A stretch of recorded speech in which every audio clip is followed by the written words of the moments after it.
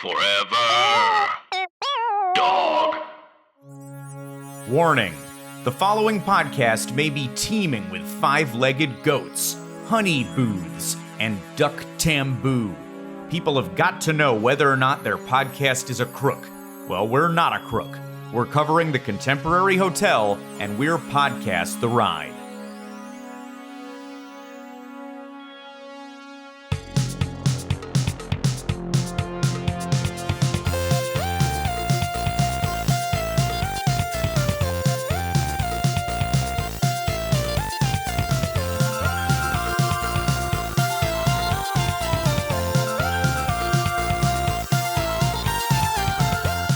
Welcome to Podcast The Ride, the podcast that's like a monorail of information running right through the middle of your brain atrium. I'm Scott Gardner, joined by Mike Carlson. My brain atrium is one of the most pleasant places to be. I just want to say that now. Mm-hmm. Not every interior decorating. Beautiful old murals, but my atrium and the hotel's atrium both equally pleasant, I want to say. Right. And I'm here and excited. Yeah, that metaphor makes a lot of sense. Jason Sheridan, hi. And my atrium is more like the layout of the building, or design of the building, I guess I should say, which is to say brutalist. Whoa, a hot take.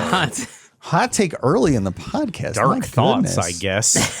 Brutalist brain of Jason Sheridan. Maybe that's what we just abandon the episode about the hotel and dig in deep. What is so brutal? What is he talking about, folks? Please, Michael, I have 17 pages about the contemporary. A lot to get. There's a lot of pictures, granted. Fuel that brutalist brain of yours with that apricot With the LaCroix. apricot. Yeah, it's delicious. I saw it in the fridge. I was like, oh, I got to try the apricot. Brutalist brain fuel.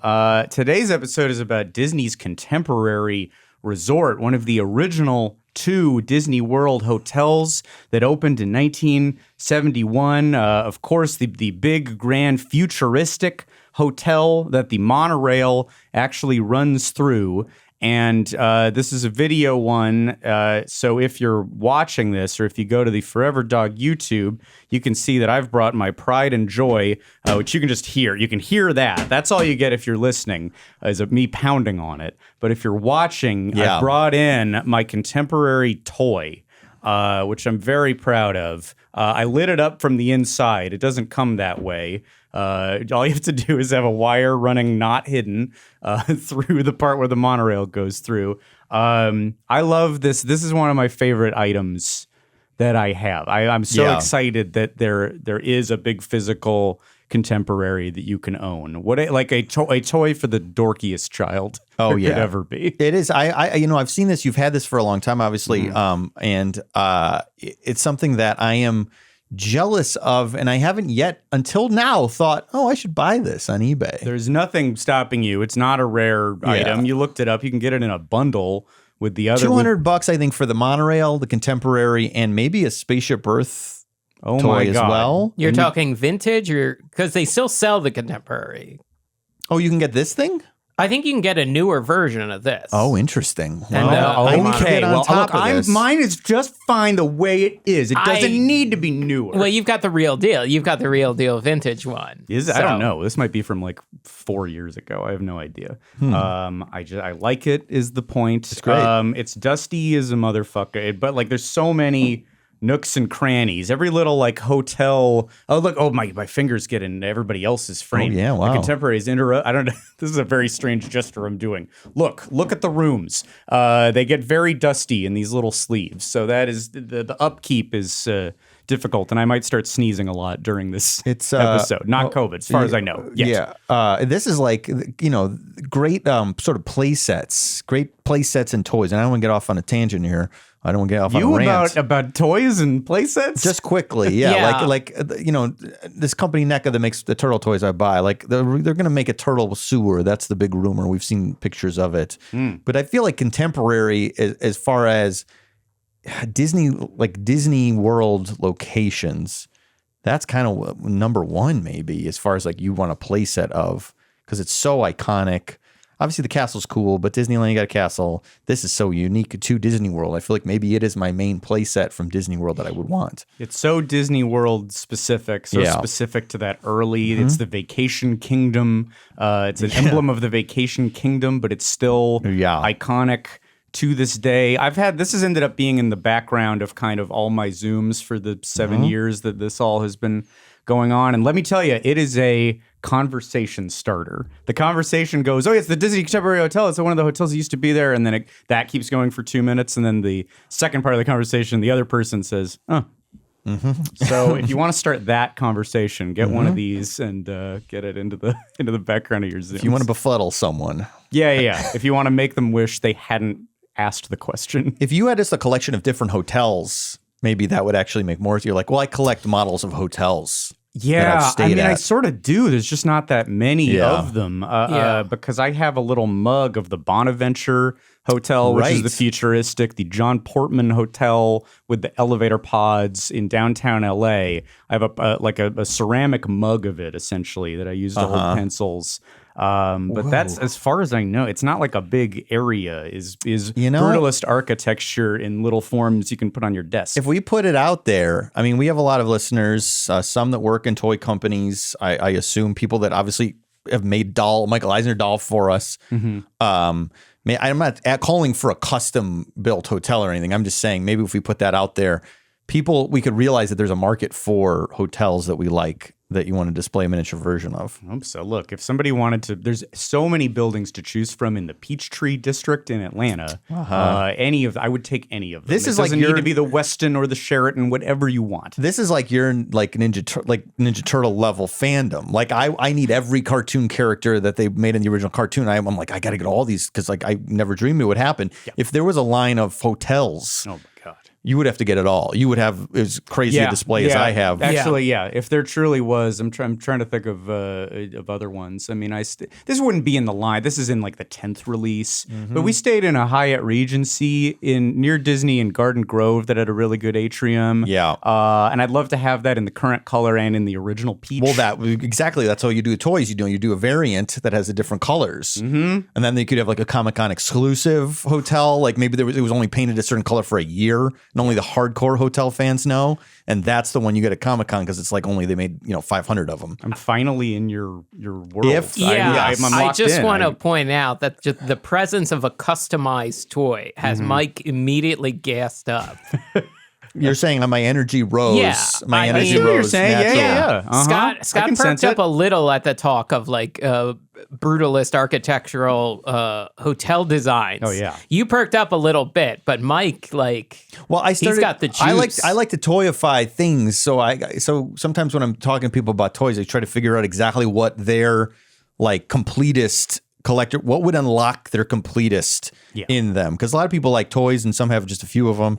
And only a few people I know are like kind of completists. But I believe everyone has something they would be a completist about.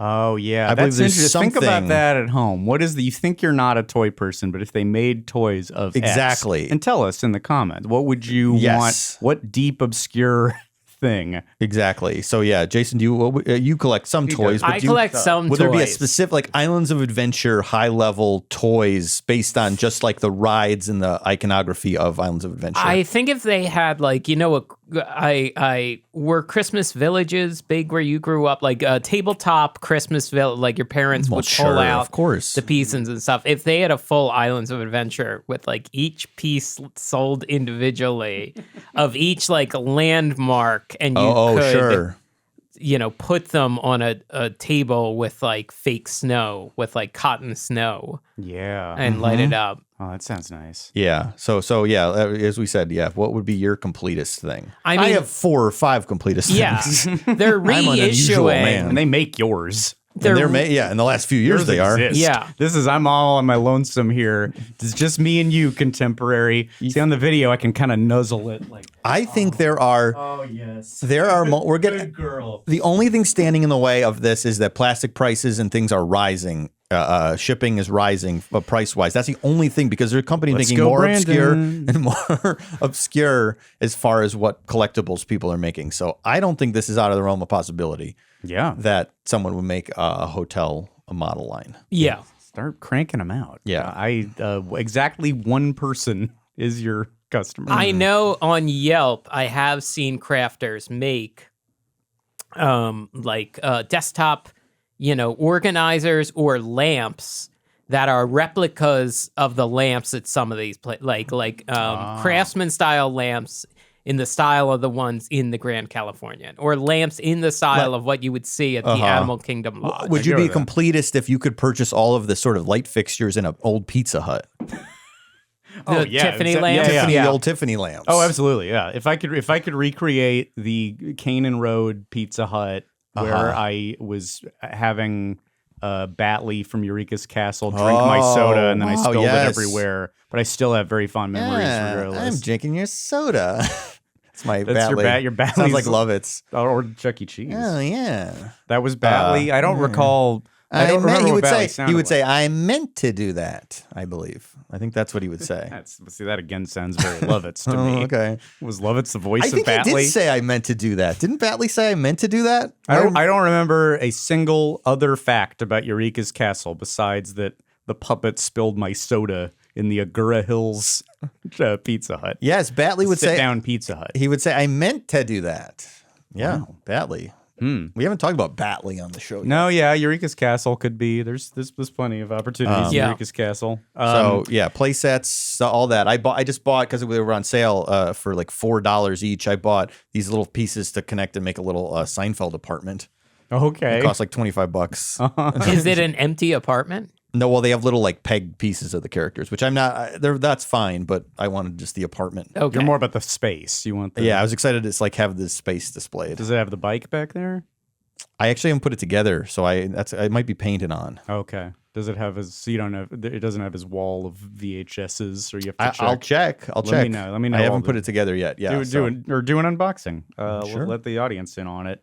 We haven't done a lot of hotels. Yeah. We did a hotel sector in the City Walk saga. We covered Sloppy Telly's Sheraton and the Hilton, but this is the first of the Disneys, I believe, right in front of us now. Right. And I feel like there's a whole year on hotels, probably. Oh, yeah. If we wanted to entertain ourselves and perhaps bore some percentage of the audience. Not this one, though, because there's a ton going on here. Yeah. There's entertainment. A ride goes through it. We're almost talking about rides. A ride goes through what we're talking about today. I mean, that made a very, very clear impression, maybe even before I went, was the pictures of the monorail going through the Contemporary. Yeah, which still seemed very futuristic at the time. It feels futuristic now.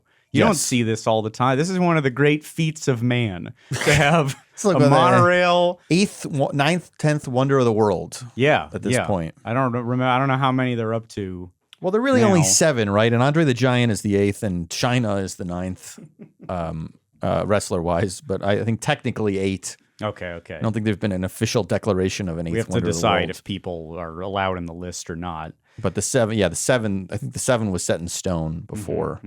No, iconic part of the early Disney World skyline, because they didn't have all those other areas yet. Like primarily it was that Magic Kingdom zone, and you only had 2 hotels at the time. Grand Floridian came later. So when you went there, this is what you saw. You saw the future. It was and later nothing- spirits. Yeah, and this was, by the way, supposed to be a massive hotel district, like the unbuilt, the Persian Hotel. There is a hotel called the Venetian, but Disney had plans for a hotel called the Venetian Hotel. Oh, really?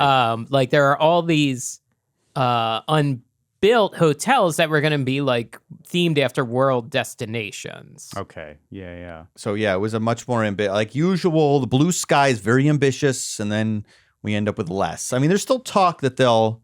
Yeah, there's been talk that they'll. There's because right still now there's only room. There are apparently a lot of sinkholes in this area, and that scuttled some progress. Yeah, that's true. Florida is swampy and maybe long term And not the they best building. Love to area. eat steel girders. Just Yes. the earth takes them back. But they finally connected, right? You know, we talked about this before on the show. They finally connected the Magic Kingdom to Grand Floridian. It only took 50 years to get that project It feels like that was probably supposed to happen much sooner.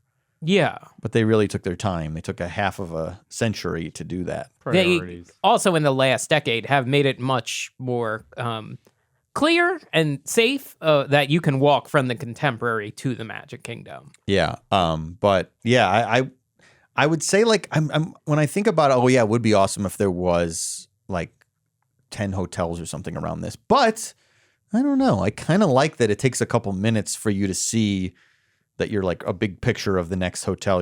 I like that there's 3.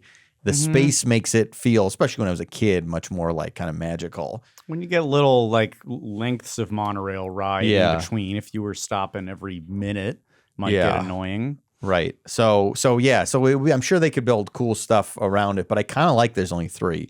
I kind of think it's cool, and it gives like, the space gives it a little bit more of a like anticipation.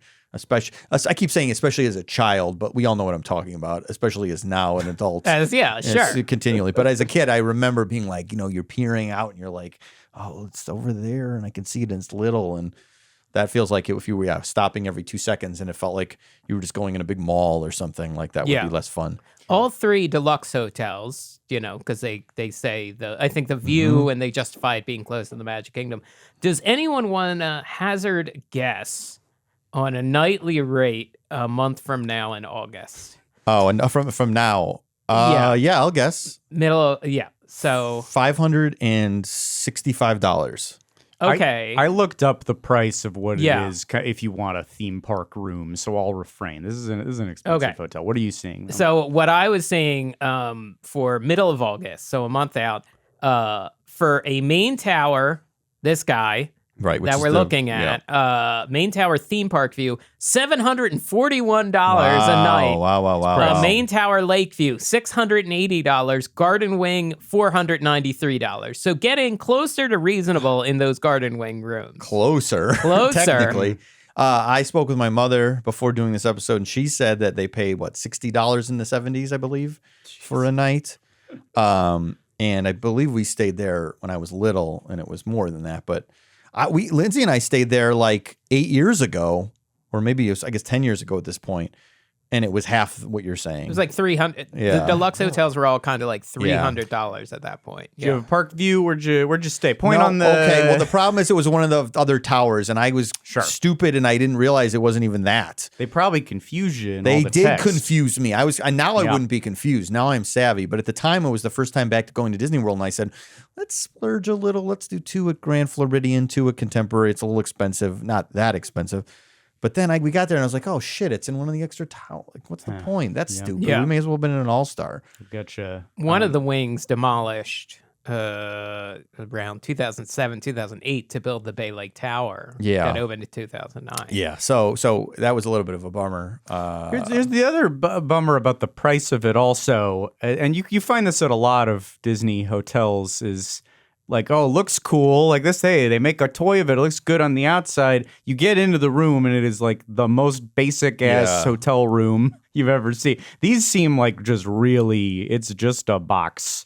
These are not the one extraordinary in the main tower. rooms. Yeah. I think probably, now a great view, obviously, if you get on that balcony, but and I think the other ones are probably nicer. The ones in what you're saying, the garden wing. They're built in the 70s, and clearly not like super rehabbed, other than putting the pictures of the Incredibles in there. I'm sure we know about the way that this was built, the way that the rooms were installed, which is like drawers in a dresser, that the rooms were all built off-site, fully built, like with wallpaper and tubs and everything. Beds, furnishing, all fully built. That this was built in conjunction with the United States Steel Corporation. And the architect Walter Beckett is credited with a lot of the designs. Welton Beckett is the guy, actually, the first. Welton? Welton? Not Walter. I don't believe so. You might be getting close to Walter Becker from Steely Dan. Yeah. Oh, I think it's Walton Beckett. Here's Scott's Architect Corner, because what this guy designed and built. These are like, especially L.A., major icons of L.A. The Capitol Records building was this guy. The Cinerama Dome, the dearly currently departed, but coming back with a lot of gross-sounding food. You're right. The Cinerama Dome. The Pan Pacific Auditorium, which is this old L.A. landmark, this old theater that now is just, there's a park and a gymnasium there, but it used to be this like grand theater. It's what the gates at Hollywood Studios and California Adventure are based on. Those like big Art Deco with the stripes going around them. And a big setting in the film Xanadu, also important for that reason. Wow. So iconic imagery from this guy, contemporary included. Also the Reunion Tower in Dallas, which is one of my other favorite. I would collect every one of these. I was going to say this. They should do a lineage as this guy. Yeah. Oh my God! Just start here. If I can have a little Capitol Records, they have to make a someone little. Must have they made have to made a little that has Capitol to be. Records. Yeah, the Capitol Records building. Yeah. I mean, if you haven't seen it in LA, driving down the 101.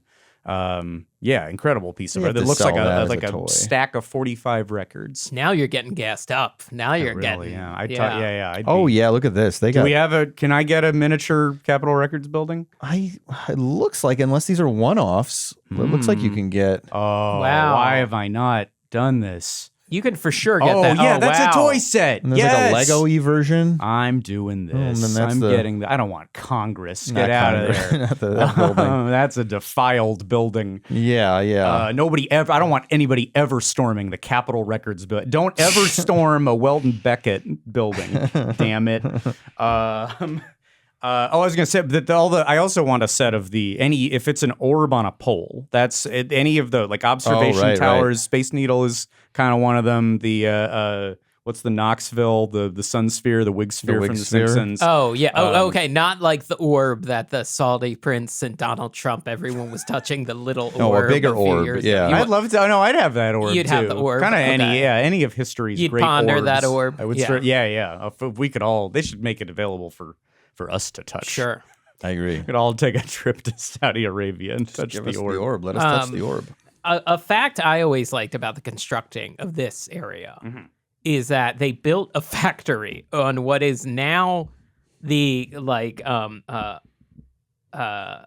Port Orleans resort area. They built a factory to construct all these rooms. Okay.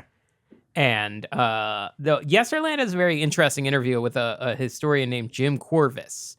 And they were trying to debunk the idea that Disney's plan was when they needed to redo these rooms, they'd pull them out of the contemporary and put them back in. Mm-hmm. And wait, did we finish saying that was how that they were all airlifted on a crane? Yes. They're modular. Slid into the space where that a hotel room was carved out for. Yeah. So that in theory, if you wanted to update them, you just do it in reverse. Or if you had an unruly guest, you could just pull them out in the middle of the night, yoink, dump them somewhere, or like airlift them into like Disney jail, which also should have been a modular building like this. Because you could also see with different lighting, this looks like some sort of mega jail, or like the Marvel Universe villains fortress, like the Raft. Oh, yeah. Which is where they put the super villains in. Yes. So it's like the greatest hotel ever, and it would also be the greatest prison of all time. And you could, if there were like upper right corner ain't so bad, but you really punish people if you put them down in the basements. Yeah, you should like pluck people out like a big War of the Worlds machine. Right. So like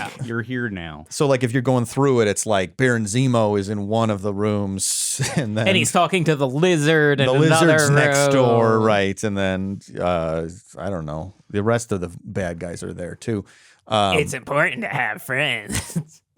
Oh, that's the Joker. Sorry, that's the Joker. Joker's and in the there too. Riddler. It's Joker and Catwoman. They're all in the contemporary jail. Mm-hmm. But that was another like blue sky, I feel like, idea. I don't know that they ever, because the thing is, once they put them in to the contemporary, they settled into the structure of the building, and then they were pointing out in this interview, like, they weren't gonna ever take them back out. They built balconies, like they built things around it. They would be built very support. hard to do it. It'd be impossible. It's easier just sending a couple of wallpaper installers up with rolls of wallpaper. I like wallpaper installers. That was the example they gave. Like, it's easier just sending like carpet guys. Well, that's up. what I mean, like a blue sky idea of like, oh yeah, then it'll be cool. Like we'll be renovating half of the rooms or whatever by pulling them out.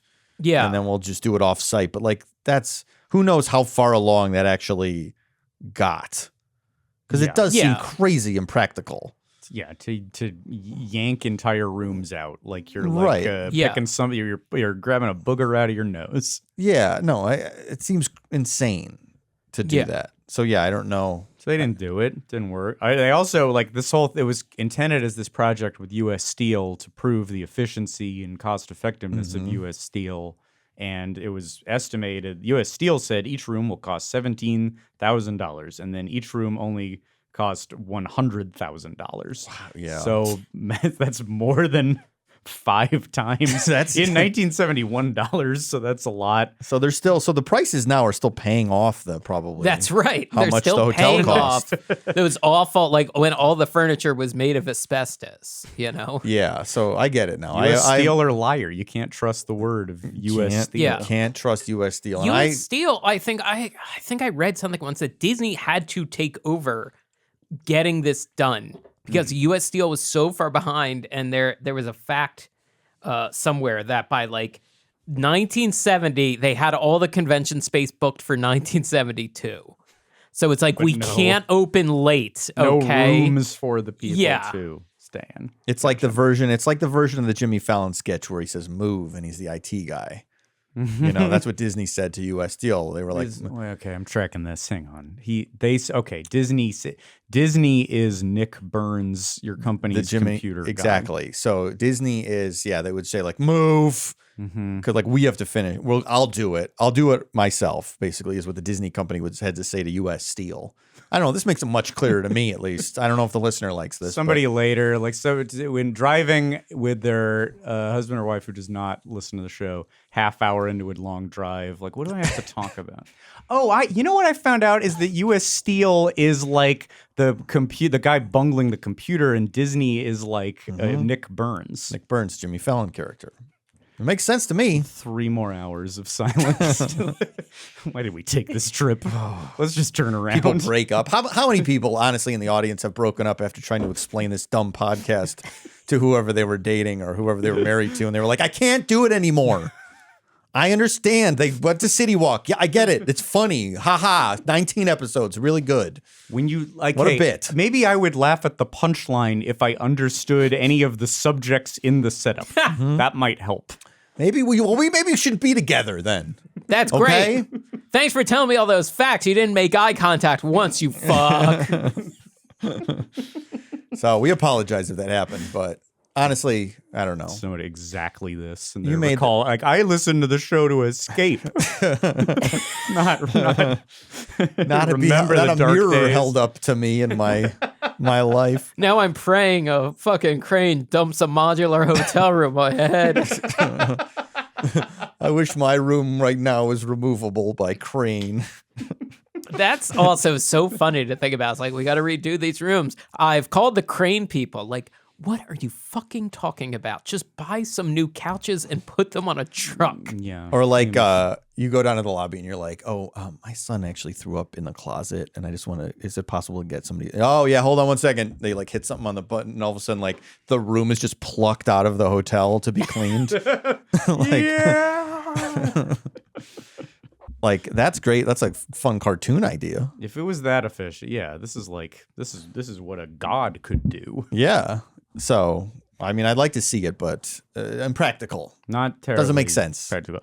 Luckily, they across this hotel wide, they chose aesthetics that would surely last beyond 1974 or so.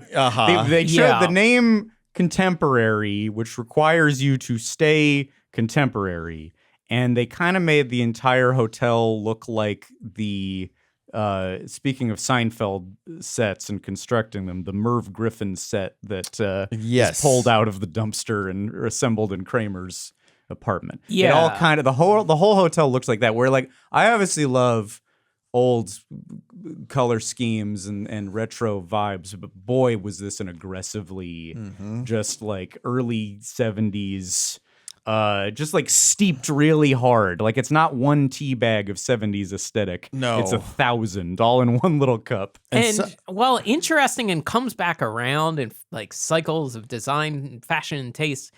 It feels dated. I could only imagine back then. This feels dated immediately. Yeah. Like in the way that mid-century modern is kind of, I don't know, I will say timeless. It feels like it's always in fashion. It's like Converse All-Stars. You mean you're talking like more 60s? Yeah, mod? like more like 60s style. That never seemed to fully go away. Yeah, that I'm sure that had ebbs and flows as far as people like recognizing it as cool, probably, but nothing like the inside of the contemporary. Like his age. I can't think of a thing in Disney that's aged worse, maybe, than the inside. I'm trying to think. I mean, obviously stuff has been redone. Disneyland Hotel has been redone, but it still has its kind of 50s-y or whatever year it was built in vibe. Yeah. But yeah, I can't think of anything.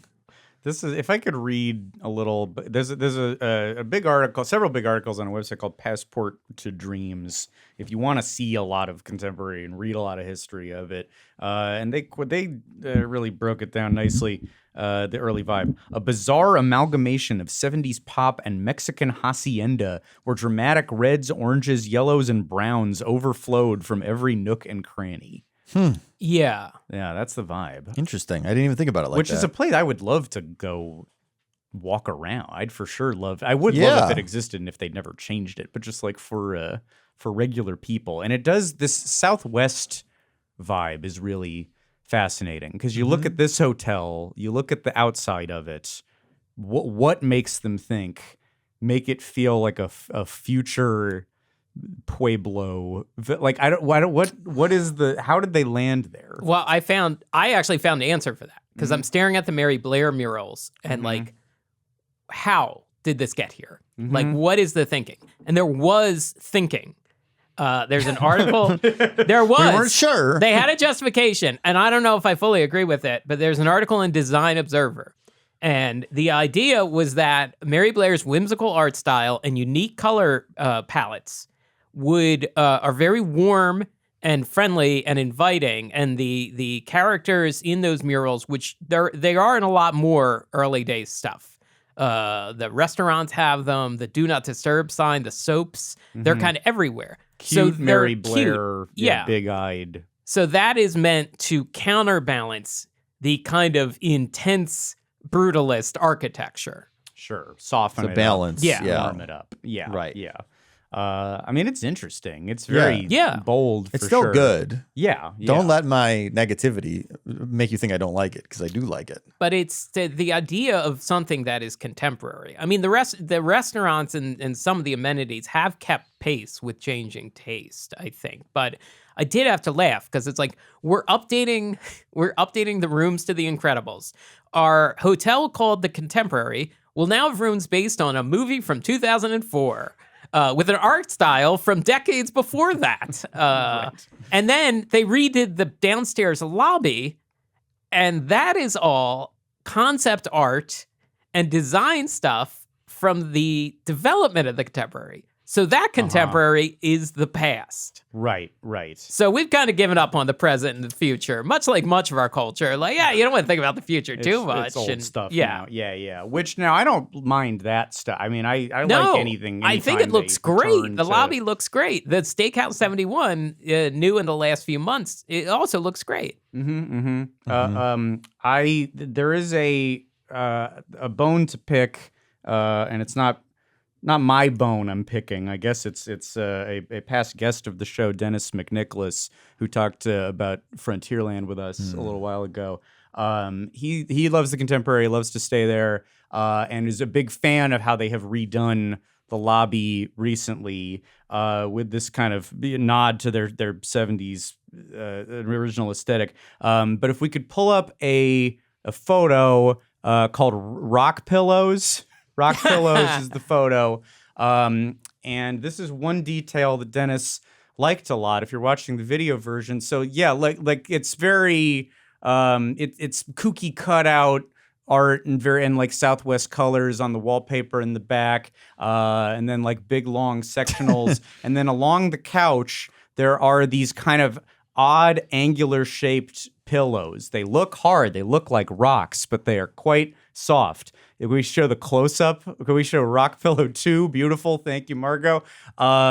I mean that's fun, right? That adds some life to the couches. We like our fake rocks. Yeah. I don't think we knew that they came in pillow form, so we like this. However, Dennis was there several weeks ago, and the general style of the room remains, but the rock pillows are gone. No. Why, Disney? Why? What? You've taken so many nice things from us. Why must the rock pillows? Gotta be Chapek. Chapek didn't understand it. Well, oh my gosh. Are there different pillows there, or the pillows have been removed altogether? There are no pillows. It's just blank. Oh, interesting. Imagine that long couch with not a single pillow causing distinct marks in between. What if I think I have an explanation for that. Mm-hmm.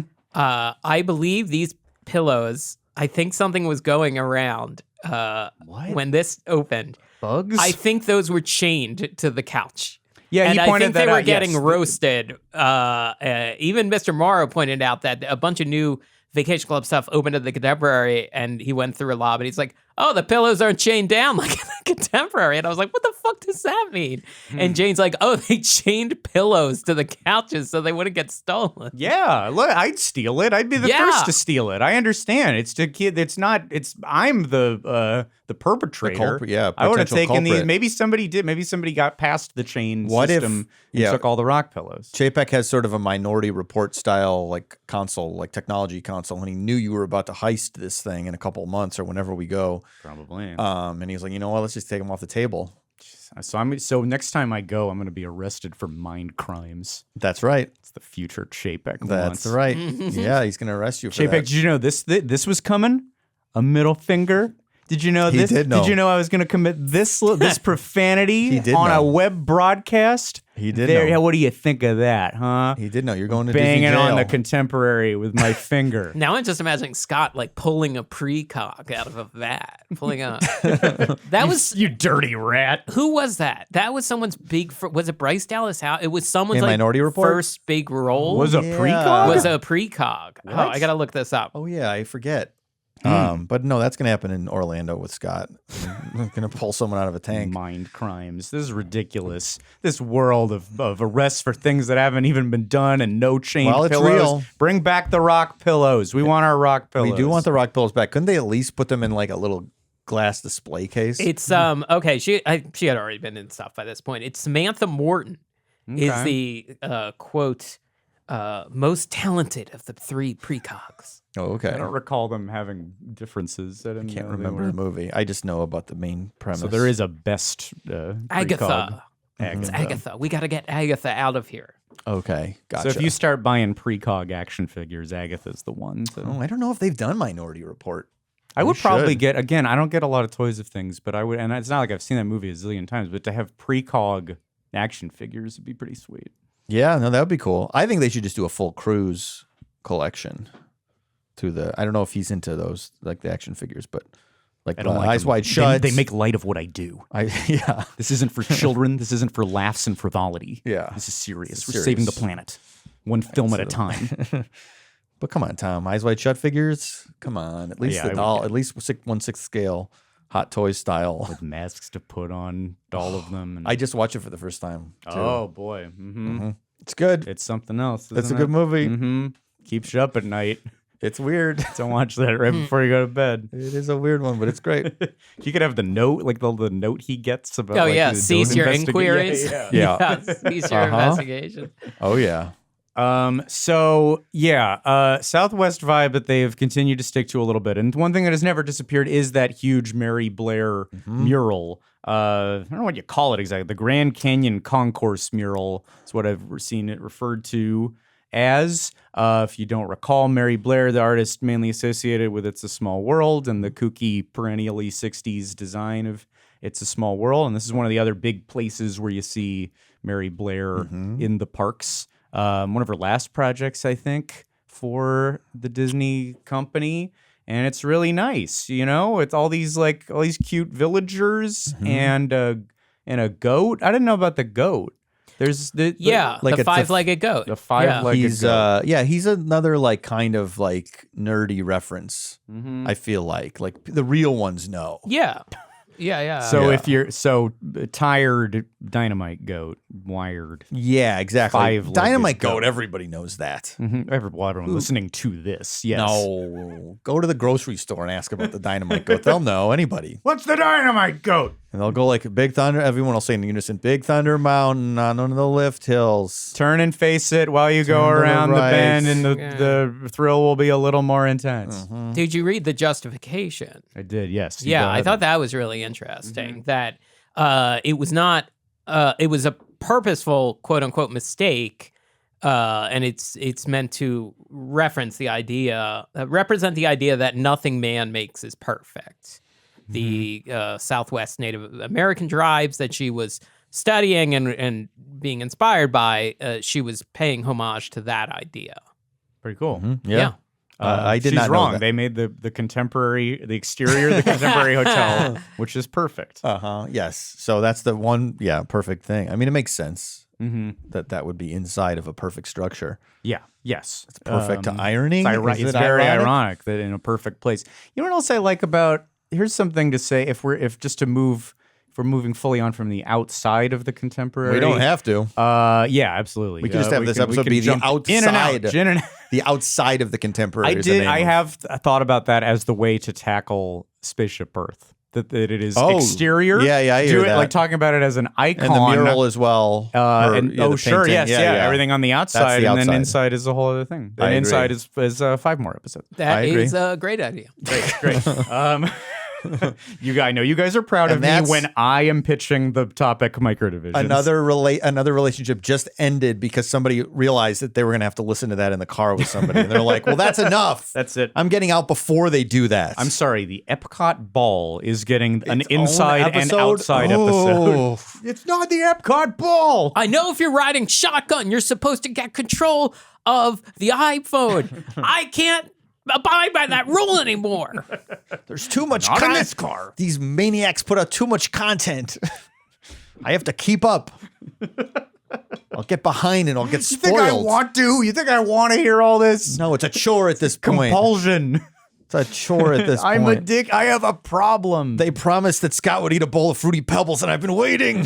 I want him to eat the Every Fruity episode Pebbles. that When is it going to passes. happen? I'm begging to hear Weiger and Mitch talk about their cum. Like, I'm begging for that. And it's awful. I hate it.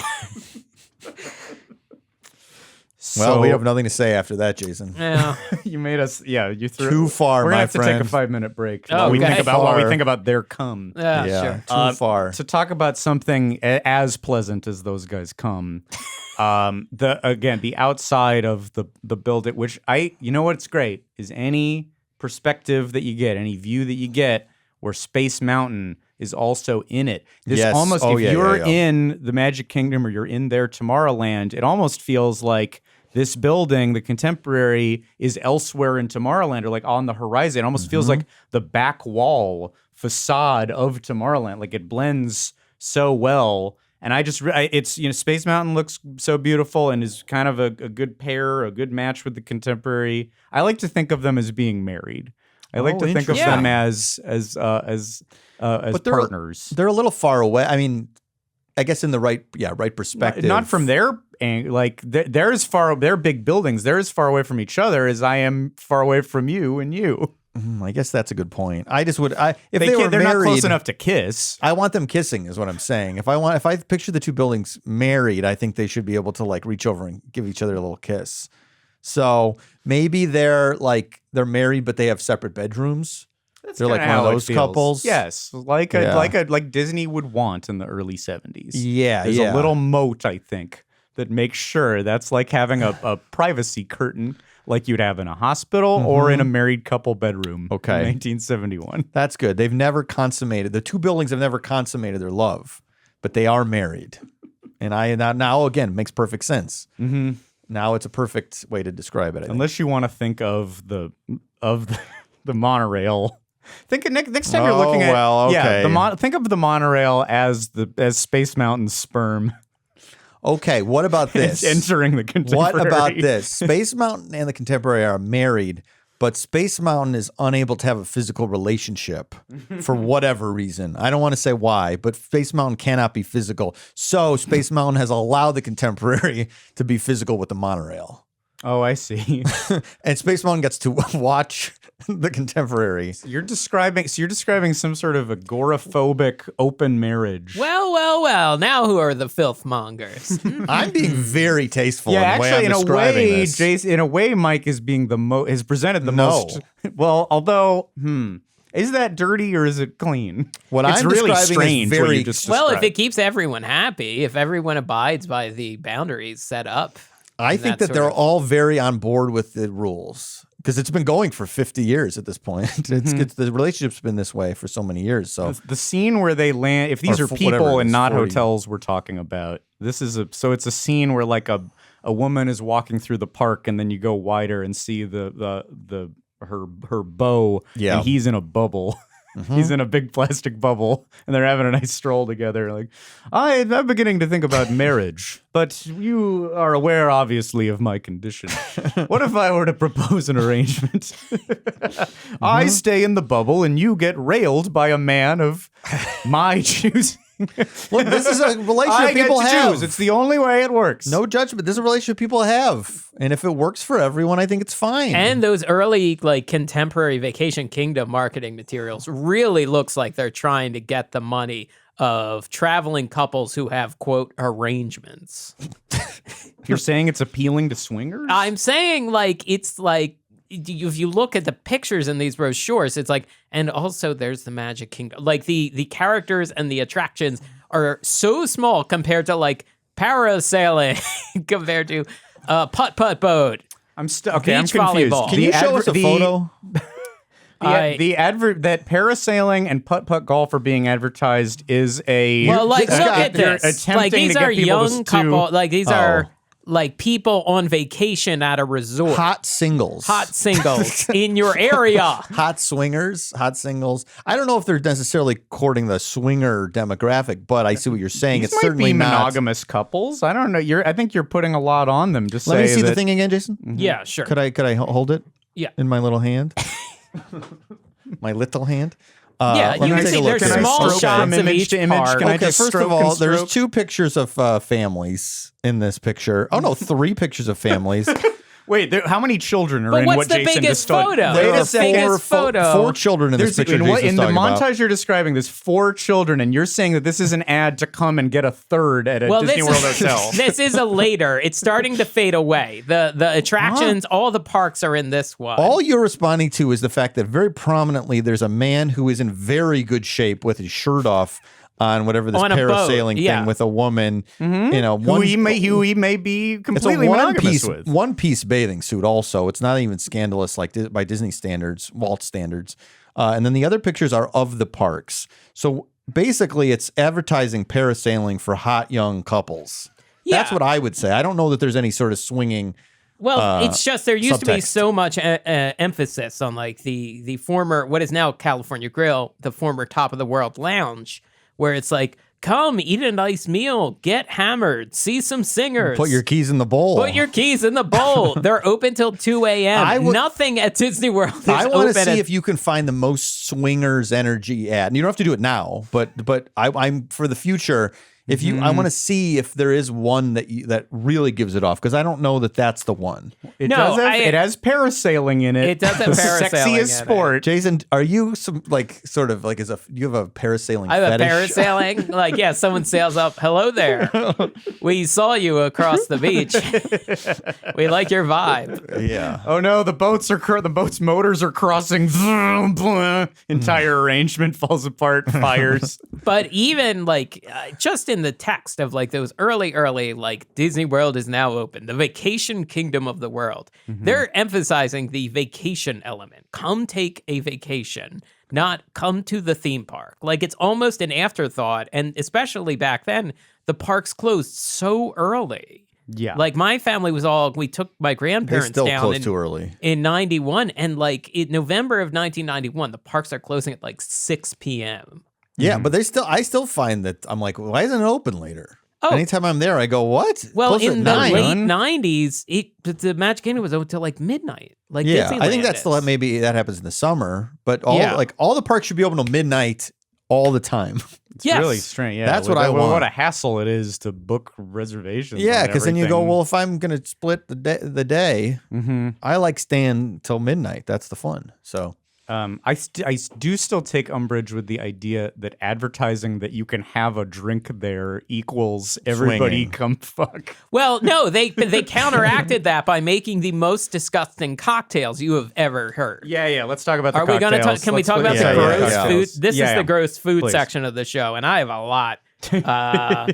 No, everything in this list is horrendous. Now, I don't know if I don't even remember where mine are pulled from.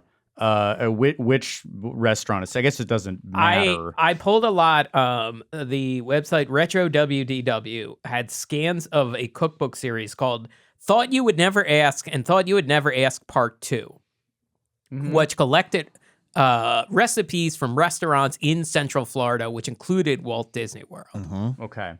Oh, it's all Central Florida old recipes? Yes. who collects these things and talks about them? These freaks. Oh, I don't even want to meet the person who put this on the web. So Strange. anyway, Let's talk about it. For Anyway, half let's hour. read about everything it. in them. tomato stuffed with fiddle leaf fern. I don't know. Fiddle, what is that? Okay, I looked it up. phrase to Fiddle me? leaf fern is kind of like a spiral-shaped fern growth that you can use in cooking. I have never, ever seen food with fiddle leaf fern. Eating a fern. Yeah. I might eat a fern. It did include, what else is in I'm it? not a brontosaurus. No. Onion, two sticks, Never will be. 6 tomatoes, 2 sticks of butter, nutmeg. Everything on back then had nutmeg in it. Like, Yeah. a lot of the cocktails involved Drinks nutmeg. do too, yes. Yeah. I mean, I like a nutmeg in a drink. I'm not Sure. against that. But wait until you hear some of these combinations. All right, go ahead. I think the grossest one I found was called French 75. Which is a drink that is not always like this. Yeah. I've This is a definitely, I specific think French I've had a 75. French 75, and these are not the ingredients as far as I know. However, how much money we want to put on Mike thinking this sounds? Mike will love French this. se- Here, let's. And this isn't even the one with sherbet in it. French 75 from the cookbook. 1 1/4 ounce gin, 2 ounce sour mix. Okay, normal. 2 1/2 ounces champagne. Okay, still pretty normal. Dash of rock candy syrup. Great. The suggestion of how to acquire rock candy syrup is melt down rock candy with a little water. That's so you have to make your own rock candy syrup. I've never had rock candy syrup. I like an occasional piece of rock candy. I don't know how you guys feel about rock candy. Can't recall having rock candy. I know I have, but Jason? I like it okay. Yeah. It's like it's a little bit of a chore. Yeah. You got to suck on it for It's a a while. vacation treat. I feel like it's a thing that candy shops on vacations. Like, They have it at its sugar. yeah. And once in a while, if I was getting bulk, I'd have a little piece of it. But it's a little bit like, yeah, it's just like a little crystal. Yeah. So I guess you would melt it down. I don't know.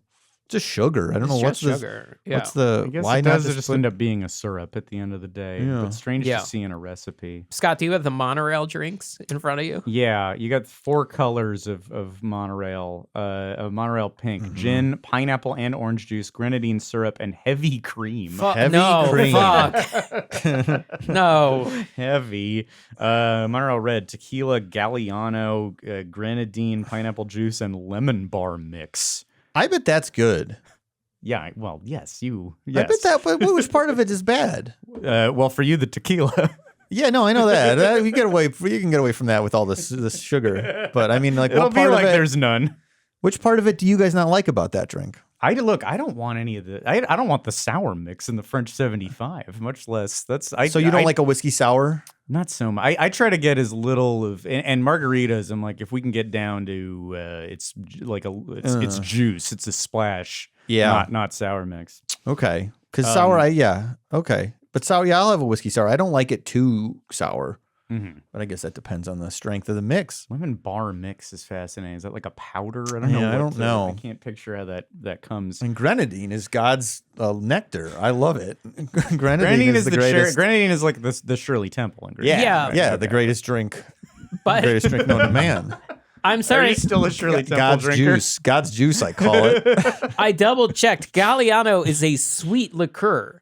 So this is like the sweetest. That's the issue. drink. I think pick That- one of okay, the. that I would one never have might a drink be- with more than one of these. A sweet liqueur added to all of that, I think, does Yeah. seem like it's a little crazy because grenadine goes a long way in the drink, but grenadine lemon is so bar mix goes the longest way. yeah, maybe. Monorail yellow has coconut cream. That's the weird one in there, and then Monorail purple. Yeah. Brandy, wine, and grape juice. What are we doing here? Brandy and wine. Wine and grape wine juice? is unspecified. Don't worry about it. 'Cause Wine. wine is made from grapes. Why do we need more grapes? Extra and just grape. I don't know. I'm not drinking grape juice for any reason. I like grape juice, Jason. Yes, I do like grape juice. I like grape. I like the grape juice that's called wine. Okay, I like wine too. It seems like a lot of grapes. I have some non-alcoholic drinks. Did you pull these? Maybe not. What do we got? Okay. Let's see. Bay Lake Thirst Quencher, a refreshing intermission featuring lime sherbet garnished with pineapple, fresh mint leaves, and topped with delicious lemonade. Just think there's a lot going on there. Yes. But not as much as an orange sunshine. A delightful combination of freshly squeezed Florida orange juice, blended with an egg yolk, sweetened with a spoonful of orange blossom honey, seasoned with a hint of lime, and a touch of grated nutmeg. I bet that's good. I bet that's good. They love nutmeg. I bet that drink's good though. And zero alcohol content. And zero alcohol, so you Zero don't get that alcohol. stupid buzz that we don't want. You get all the sugar Just and want none of to the feel buzz. a little bit of sugar, pick little bits and You blaps just in our want- brain. Yeah, you just want to have fun. What do you think that one sounds bad? I just think there's just too much going on. I mean, egg yolk, Egg yolk. egg whites, if you froth, it becomes meringue. Egg yolk, I don't know. It might be interesting. Hmm. Because egg yolk isn't like a sugar thing. It isn't. So it's 4 different forms of sugar and then egg yolk Yeah, and no alcohol. I bet it's interesting. I'll make that one. Can I make that? I'll You make should that make one. it. Yeah, Okay. yeah. Make it. Yeah, I'll drink it if you make it. All right. I'll- Probably maybe there's an episode. and of now a guy's making in the some car of and these. he's been like, "Oh, I gotta keep listening so they can make that dumb drink." Now I'm into that's the significant other. They come back, yeah. Fine. Okay. come back. I do want to hear this guy in his 30s drink egg yolk. I also, I'm giving them the benefit of the doubt that is like real honey, like fresh honey. I hate artificial honey or like honey in packets. Yeah. I just don't like it. The lowest I will go will be the bear shaped bottle. Oh, Which- so you don't think that's high quality? That's not high quality. I will descend to the bear. Well, it can be either. I've seen like raw, from the farm honey in those bottles, but I've also seen just like the Kroger crap brand.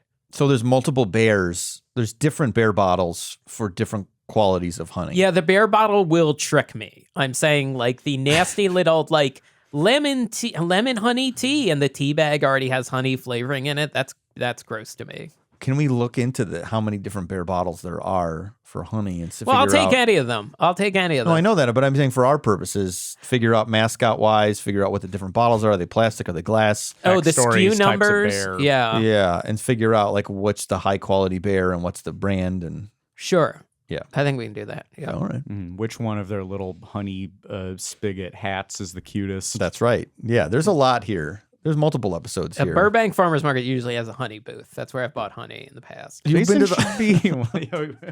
the honey booth. I mean, we could dig into what the honey booth is. I know that. Okay, that is a funny phrase, but that's kind of a standard farmers market stall. I don't I think have that's no that doubt weird. Does it it is, but- consist of you dipping your entire I just wanna- paws into open pots? Look, did I have a long conversation with the guy of like, well, what do you think the difference is between the poppy honey and the buckwheat honey? He's like, well, the buckwheat honey is going to have more of an interesting flavor, I think. I was like, oh, okay, well, I'll try the buckwheat honey, I guess. Like here's the language is so important, folks, because like if you think about this, it's like if you just said I bought honey at the farmer's market Yeah. We move on. We go back to the hotel. But Jason says, I went to the honey booth at the farmer's market, and I could talk about it for 10 more minutes. Yeah. But, I mean, we won't. I'm just saying the language is so important. He said full-fat Sprite, and I've brought it up in every episode. Every episode. You five-timered it, immediately. I'm willingly five-timered and that it. one, of course, Sprite, they, for years, advertised as fat-free. I fucked that one up. Full sugar Sprite. Full calorie Sprite. No, too late. It's full-fat Sprite. That's fine. Don't know. We love full-fat Sprite. You know, it's short and sweet. You get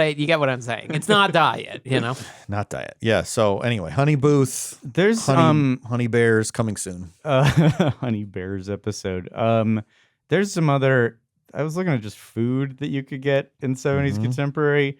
I mean, they're all pretty bad, but let me just cut to the chase and bring up ham and rice salad. These are three characters from different universes. They don't belong in the same multiverse. Ham, rice, and salad. It's not a fun Ham mix. salad, though, is something that has Ham been can be around in for salad. a long Sure, time. it's in cob, right? And I don't like it. No, I don't. I'm not a big fan of it. I'm not a big ham guy. Wait, in are you general. talking about like a chef salad, or are you talking about chopped up ham with mayonnaise, aka ham salad? Oh, ham salad's like chicken salad? Ham salad, tuna salad, chicken salad. They're all in the same family. Yeah, I've never had It's ham like salad. liquidy. No, God. Yours. What was yours? The full title again? Ham. Oh, the full title was ham and rice salad. That could really go in any possible direction. Could I don't know if there's any results. If you go, there's things on here that duck tambou. That sparked my interest. Well, what's duck tambou? There are almost no results for duck tambou. Duck tambou. These are all food, and nobody bothered to save the recipes for any of this. No. Let this die in the 70s. Let the past die. Kill it. What's the Last Jedi line? Kill it. Yeah. They burned all the books. Yoda burned all the ancient contemporary cookbooks. Great ham and rice turners. salad. It was not. Now no one will ask. Thought you'd never ask. Now no one will ask. And no one missed them. Also, spaghetti salad. What do you mean? There's a Ooh, very what is- funny. yeah, what does there that is mean? one menu for the contemporary, I believe, that listed as Italian spaghetti. I was just like, oh, maybe there is something to that idea that food didn't taste good until the 1980s in America. So, Or it's just so much salt and lard. That was the stuff that tasted good, you know? Which, by the way, so the restaurant up here in the video, here, I'll pop off the little, up here in the top portion, and then I'll lock it back in, bang. At the top of the contemporary, of course, is the California Grill, which opened in the 90s and remains a really fantastic restaurant and a great place to have some drinks. And that feels like that is staying contemporary. That is like, Yeah. people are eating avocado now. There's this thing, sushi. Flatbread pizza. Flat bread. Yes. But I think of bread as being a big No, puffy no. loaf. What do you It's mean thin. flat? Someone who, whatever Thin. culinary mind at Disneyland discovered flatbreads and just distributed them wide, bought a massive house. Like, they got a huge bonus. Like, you're saving us so much fucking money on bread costs. It seems fancy to them. They bought it. These less, fucking though. suckers, these fucking rubes. I do love, though. I will pay. I don't even look at the price. If it's a flatbread and it's at You're Disneyland in. and it's next to wine, I'm like, oh shit, that was $84. Well, And so it wasn't good. I've probably been suckered. I'm a sucker for deep dish, of course, because I'm from the Chicago area. But flatbread is so manageable, pizza wise. So if you're not, you don't want to Appetizer, it doesn't have to be your spill. main. Yeah, it doesn't have to be your main. It could be your side. Mm-hmm. So it could be anything. And it is a desire. Depending on what you're doing, it's very desirable. Yeah. I feel Yes. flatbread. I think I am a sucker if the flatbread has like goat cheese or manchego Yeah. and or figs. I'm like, well, Oh yeah. I'm pulling out my monocle and my ascot for this, and we must have it. Some honey, some balsamic, something going on. Yeah. Yeah. No, absolutely. I'll do an anytime, always. I'll do a once a year anchovy, honestly. On a flatbread? Sure. Did they do at Disney? I don't know if they do that at Disney, but I'm just saying, like, I'll go crazy on a flatbread. That's what I'm saying. Sure. Anything goes. Yeah. You can put honey on it, and I don't care. It could be the cheap shit. It could be the good stuff that Jason got at the honey booth. Okay. The most well. bulbous bear. But so that's the top of the contemporary now. which is great. I got a last minute time there when we were all down together a couple years ago.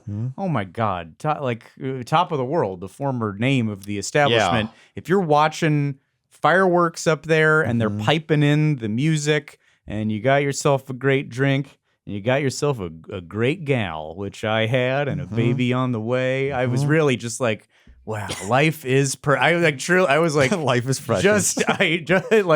Absolutely effervescent up at the I am anytime. Was I'm that up at the You the were top having a of the great drum. time. She gonna drink shit. Yeah. She's drinking club soda.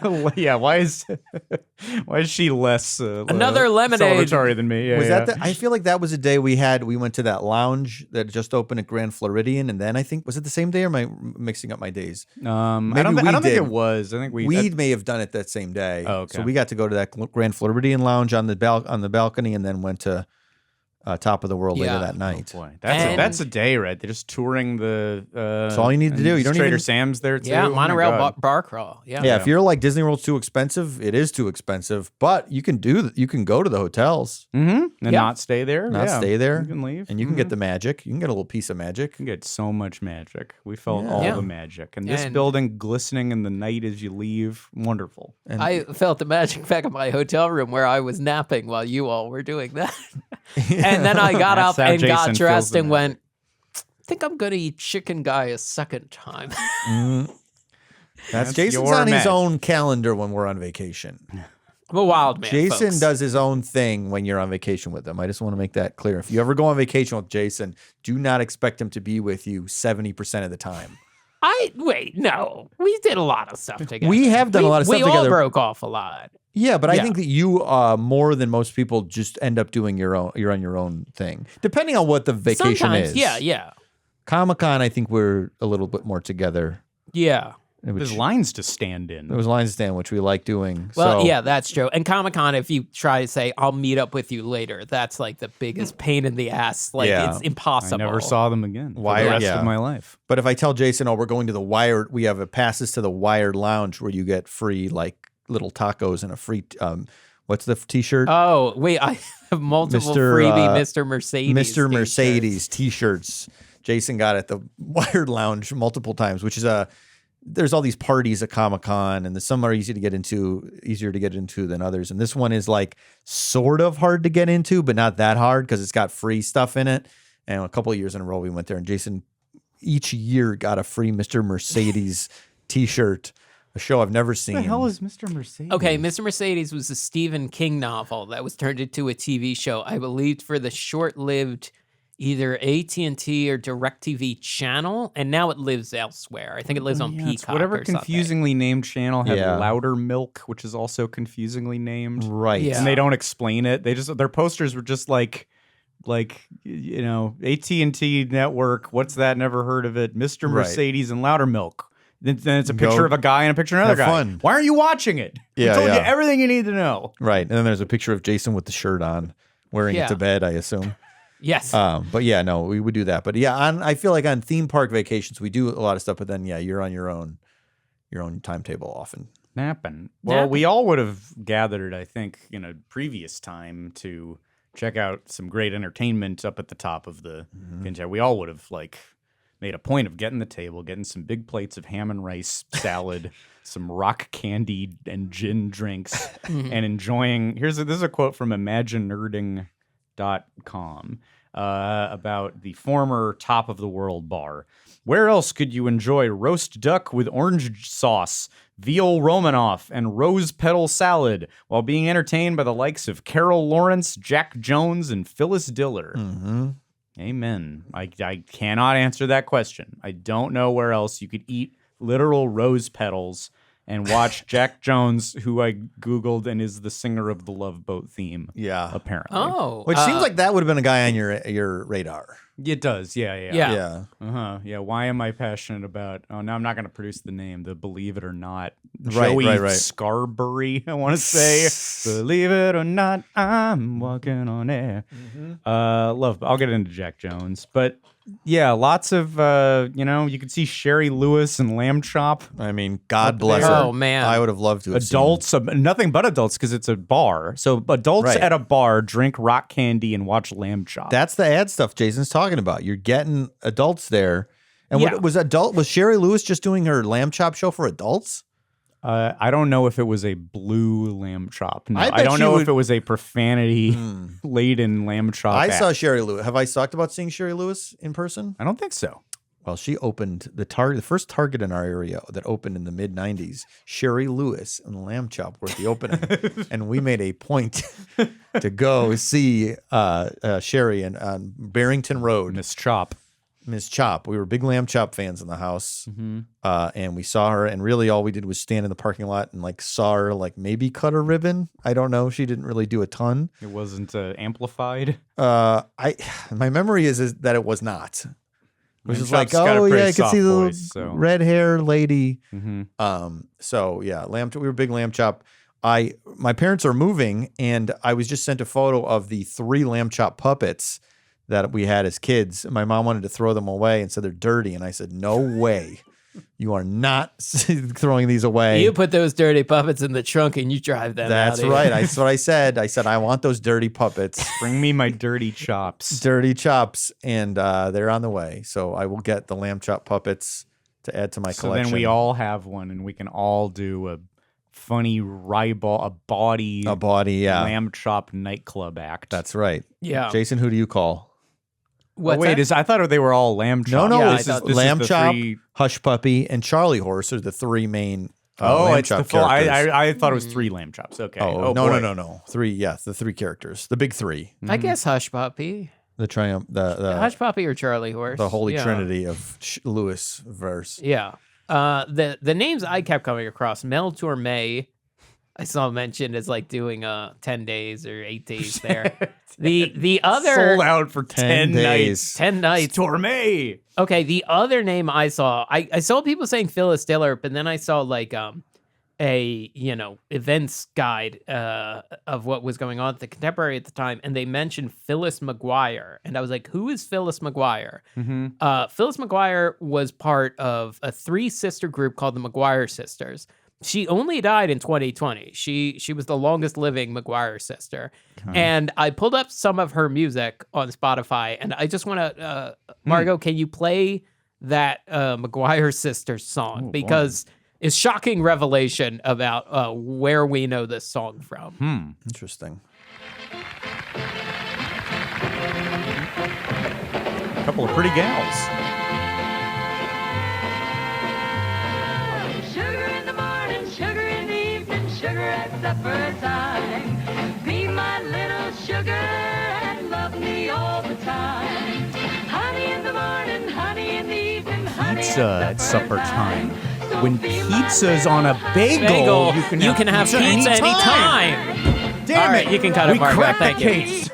Wow, what a revelation. What a revelation. I had no idea the Bagel Bite song was based on an ancient old-timey hit. Wow, did they pay Ancient royalties? scrolls. I am assuming they had to You would think they pay would. the McGuire sisters. It's a parody Yeah. song, essentially. It is a parody song. So maybe they didn't. Wow.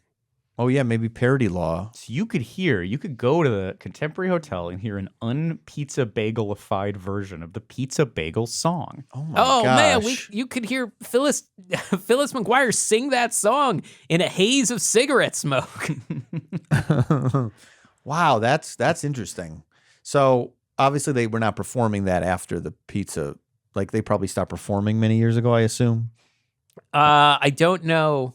They weren't, 80 I don't years know old if they were doing all that? alive when the pizza Right. bagel started. They didn't get to interesting. enjoy Pizza Bagel Mania. Yeah, they didn't get to go on tour to do the song, is what I'm saying. Yeah, 'Cause they yeah, should have been able to go into the. It's contacting the McGuire estate. Hey, did any of these wonderful singers get a chance to sample a pizza bagel? Bagel When bite. they walked God's green earth, when they were all still around. Yeah, wow. Did they get God's bounty, that being a pizza bagel? Also, when they were writing the jingle, they were like, I can't crack this. There's no way we can write an original song about eating pizza on a bagel. We must take an old song and rewrite it.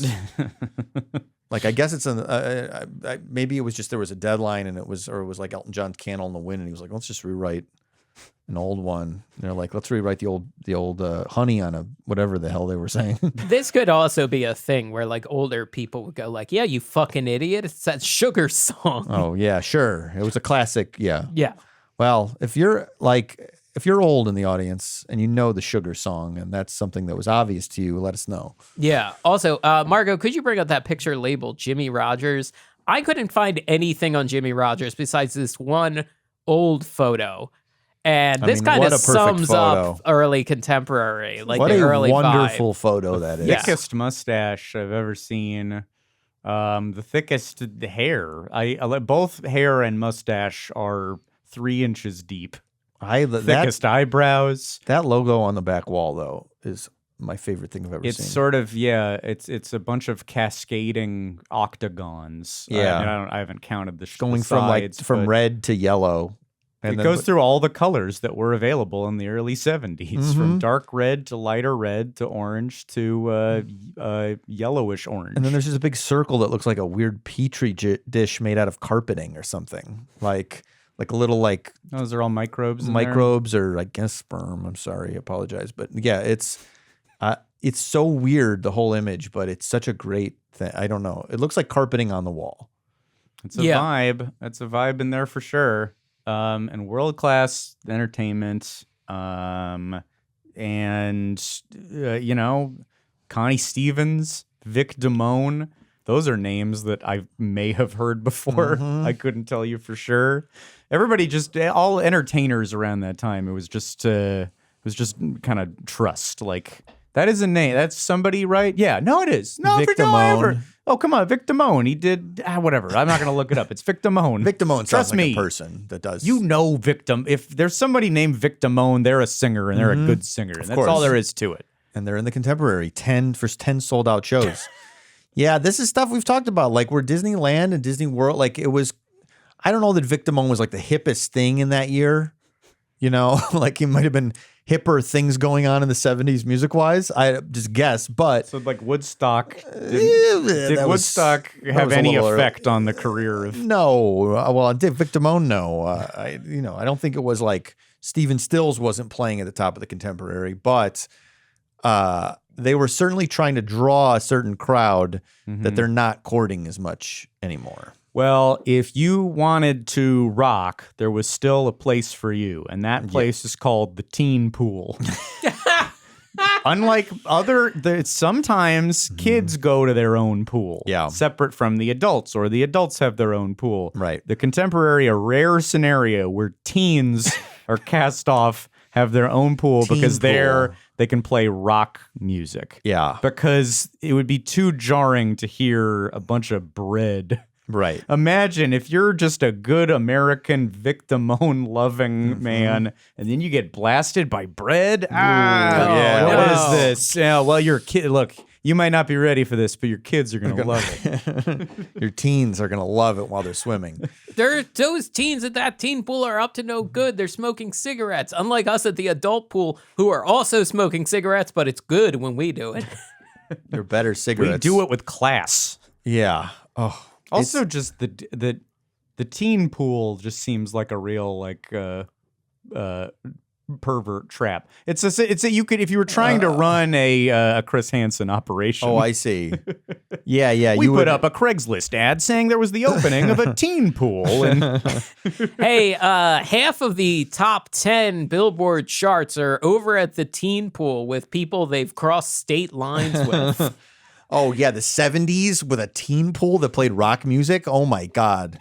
Get every rock and roll artist away from there. Jesus, I didn't even think about it. Show us the logs. Show us the teen pool logs, Who went folks. to the teen pool?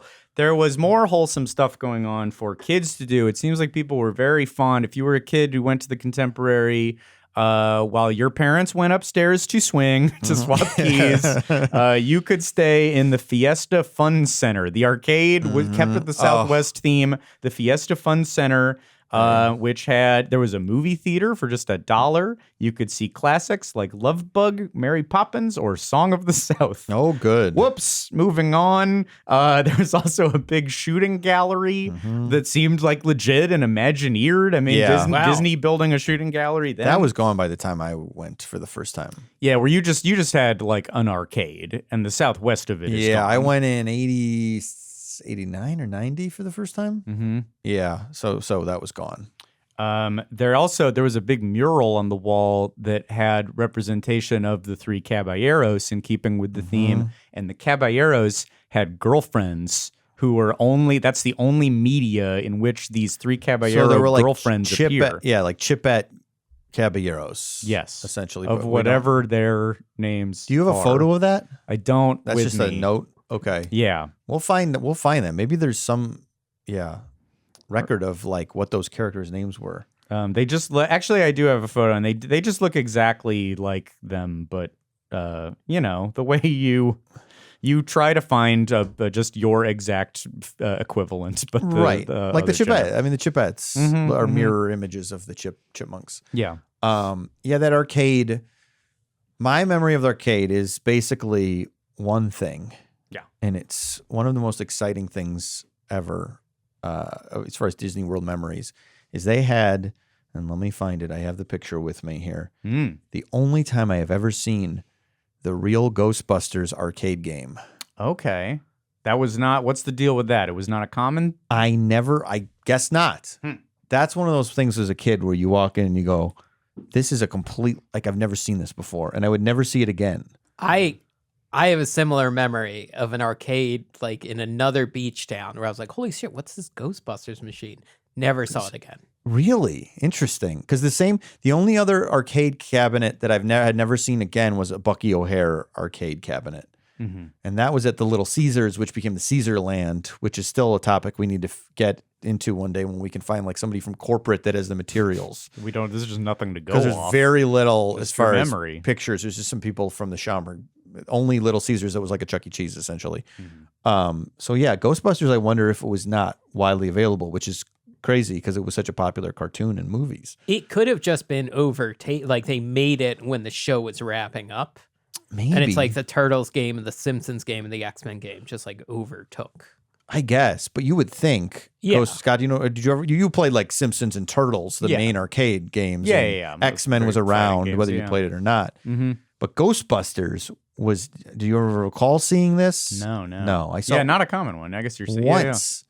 So I wonder what happened with it.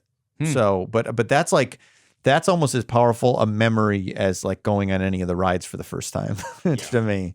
It's going like, oh my God, Ghostbusters arcade. Did you not know that the game existed? Or no, you didn't know anything. This is you remember the old days of everything toy wise. Like you didn't know what toys were available. Mm-hmm. You'd go into Toys R Us and go, I hope they have Sonic the Hedgehog toys.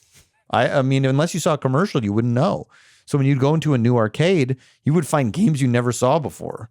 It would blow your little mind. Wow. So, so was it great? I remember it being really fun. I think it was a side scroller where you would shoot your proton pack stuff at ghosts, which is what a game like that would be. Yeah.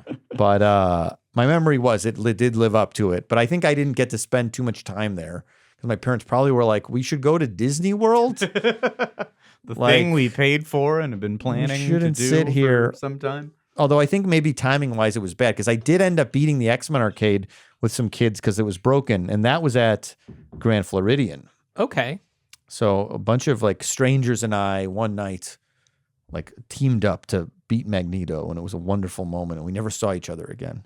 Jeez. Wow. And this wasn't immortalized in some kind of Washington crossing the Delaware type Not painting. as far as I know. It is in my mind. When the heroes stood up to injustice. Yeah. Did what was right. Great moments in Disney World arcade, or arcade moment, I guess. Great Disney World arcade moments, which I bet a lot of kids have at a certain age. I don't know if kids are still as excited about arcades games as they are, or they were when we were kids, but I could be wrong. Mm-hmm.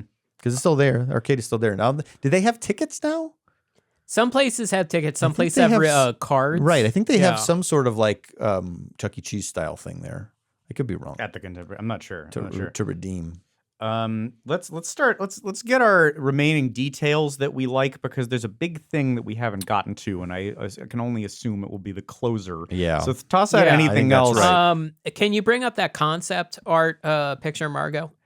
I had never seen this before. I think this is early what the contemporary could have looked like. Mm-hmm. It's very different. Well, is this because the idea of this type of building was in the original Epcot plans? And I don't mean the park Epcot, I mean the city Epcot.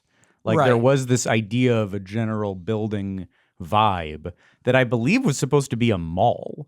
Like it was the shopping center in Walt's future city, which it does continue to have this extremely mall vibe, which Yeah. probably speaks to why I dig it. This looks like part of a city, this art. Yeah. This might be Epcot design, and this also may have been when the original name was in play, which I really like. Tempo Bay. Ooh. Tempo Bay is a Tempo Bay's a great name. Maybe, I don't know. I that it- maybe would have. I maybe like it more. I don't know. but do Tempo you think Bay. it fits? Do you think it I mean, fits? it fits It with fits a place with anything. lots of young couples who are looking for new experiences on a vacation they'll never forget. Hey, get on my tempo, baby. Press against my chest and feel my tempo. Yeah, oh God. Oh, I don't think said there's the same anything gross thing. about. That's a heartbeat, is what I I, said the mean. same thing as you did, but you saying it made me recoil. Yeah, it's Tempo Bay is a cool name. This looks much more like a Marvel prison or something. This art.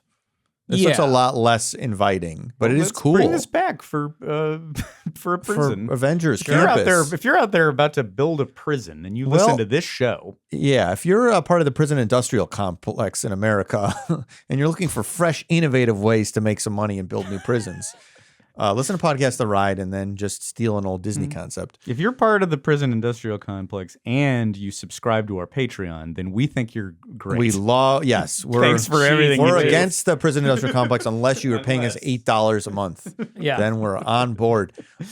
They really should. They could build like the Marvel supervillain holding pen somewhere. That Sure, would be yeah. fun. That'd be a fun ride. Yeah. Everybody gets out and they just use old Tempo Bay concept art. Yeah. Why not? Tempo Bay. Margo, will you pull out that matchbook image? It's a very This- Jason request. Pull up the matchbook, please. So this little kind of simplified version of the contemporary shows up on a lot of stuff. Oh, over the years, yeah. and it's still used.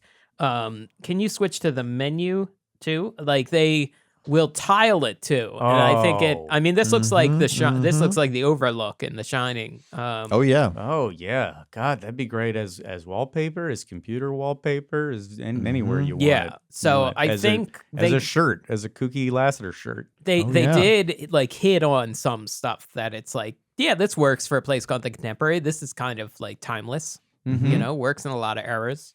There was also an era though where it was unmistakably 80s. I pulled there's a picture 80s contemporary and like there is an inherent mallness to it, that it is a big open atrium, and then look at the Oh, yeah. boy. Yeah. I mean, this is what I see in my dreams. There's a neon sign in kind of cursive that says "Contemporary Woman," and then all those pipes up there. That's what the Space Mountain There's still is like some in of it. Tokyo, Like, or at this least is until they still closed it. there.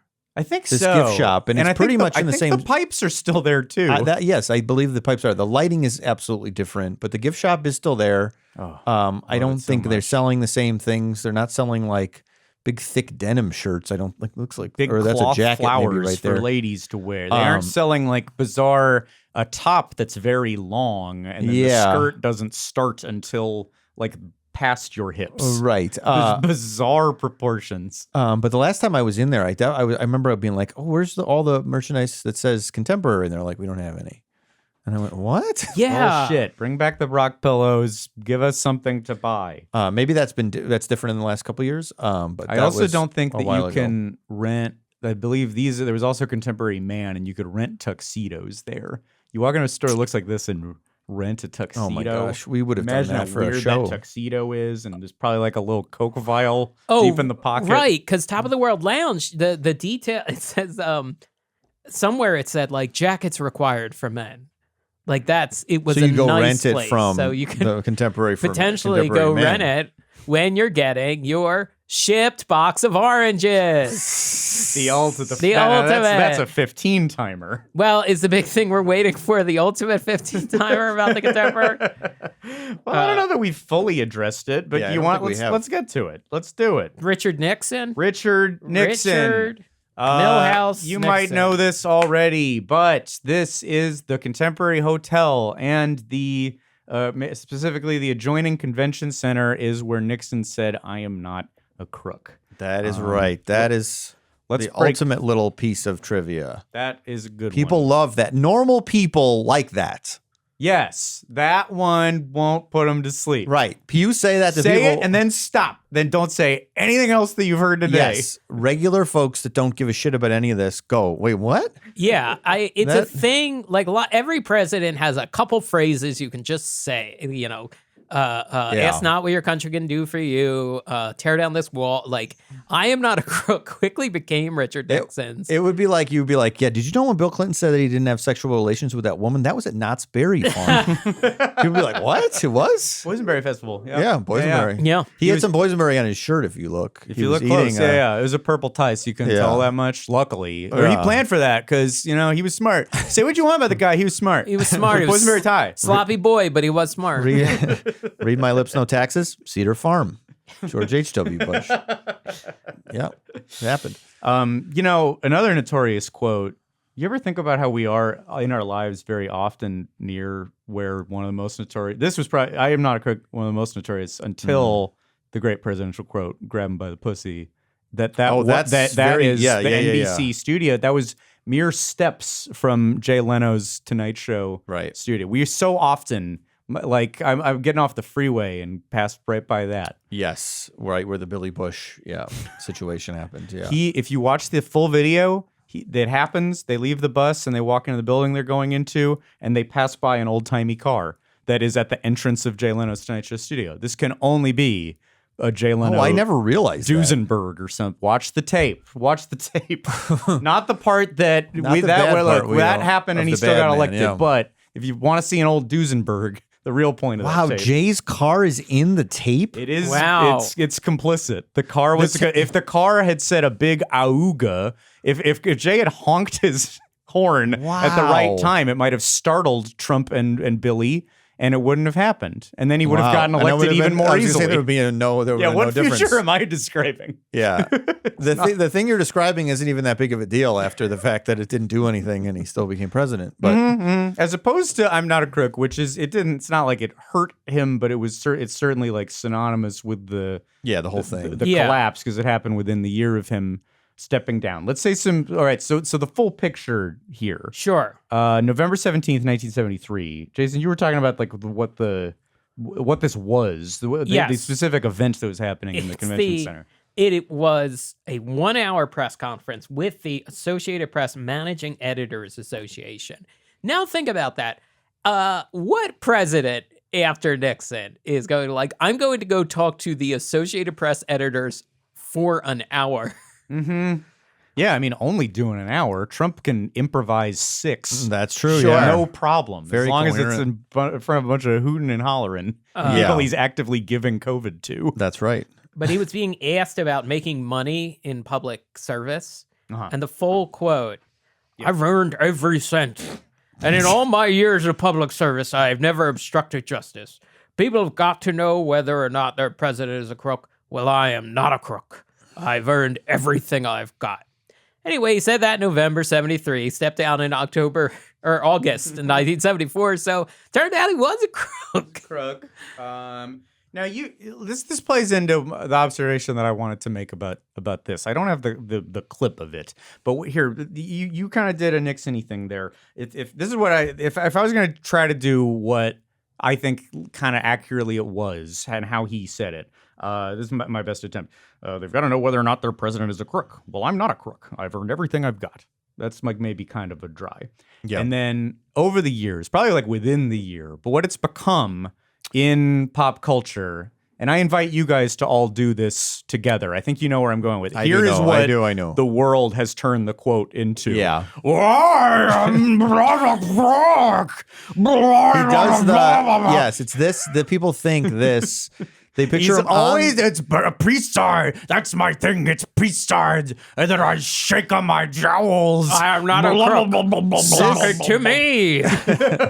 It's always I'm not a crook. Suck it to me. Checkers. This is like, but this happens all the Luke, I am your father isn't the quote. Yes, yeah. These Luke. things get Everyone, changed.